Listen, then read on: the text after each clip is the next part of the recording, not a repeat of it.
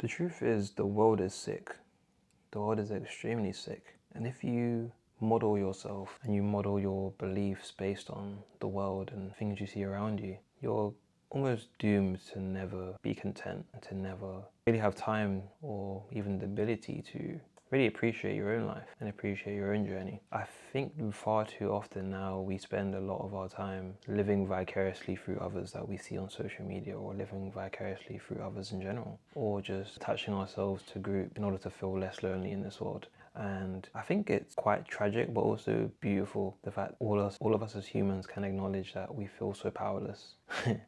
Yet we are constantly power hungry. We constantly want to feel important. We constantly want to feel loved. We constantly want to feel that others desire. And it's because we feel often so undesirable. And something that I've really just had to come to terms with myself is that I'm not infallible when it comes to these sort of things either. Just because I'm aware of them, just because I'm aware of the evil around the world right now, I'm aware of the fickle nature of humanity, doesn't mean I'm exempt from that. And I think your ability to be aware of how you play, how you play in this system that is literally a game meant to keep you constantly on a treadmill with a carrot dangling at the other edge. I think being aware that you're in that system just constantly makes you aware of how little that system makes sense, but also how little you have power to change that system. And I think that is a terrifying idea, and it causes us to kind of destroy ourselves internally. Like, let's be honest, a lot of people that have addictions, that have like copes or whatever it is that they go through, it's because they're trying to deal with the existential dread of all of this shit, man. When you look around the world and so much bad shit is happening, it's very hard to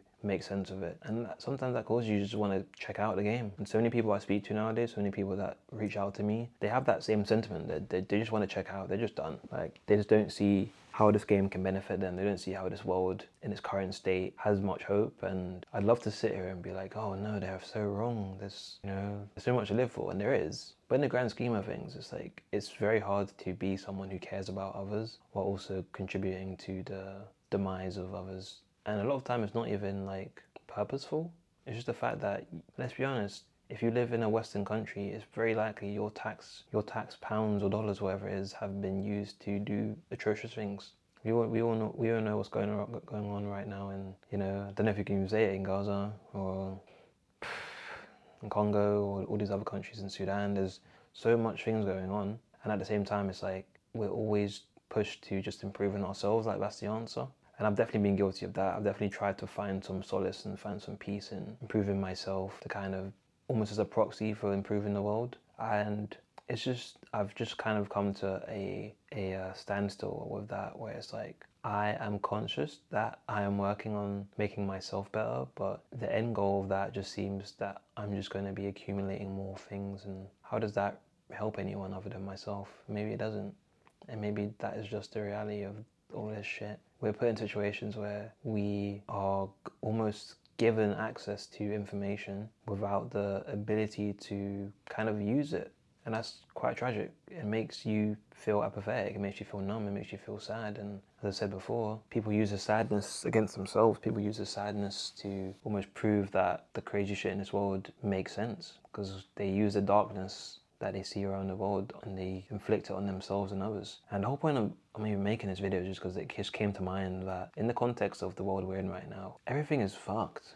Everything's so weird, everything's mad, everything's stupid, everyone's arguing, everyone's trying to kill each other, everyone's fighting each other. And I just don't know what role I play in all of this, because it's like, it's cool to just be an observer, like everyone, like most people are, just like scroll on your TikTok or scroll on Instagram and see crazy shit and leave a comment and just move on with your life. But yeah, it just feels weird. And I don't even know if I'm making any point here, and I think that's okay if I'm not. I'm just gonna get this off my chest, because it's something I felt for a long time, just like kind of helpless. But yeah, as I said, the main thing you can focus on is yourself and the people in your life and the people in your vicinity, making sure that they feel safe, that they feel, hopeful, that they feel secure as much as they can. But yeah, man, maybe that isn't even my job either. Maybe that isn't your job to make others feel secure. I don't know. But what I do know is the mission continues, man. The mission to spread awareness to as many people as possible about the conditioning that a lot of us go through, the conditioning to be apathetic, the conditioning to believe it is what it is, which is such an annoying statement, because I hear so many men say that about so many things in life. It is what it is. It's like, it only is what it is because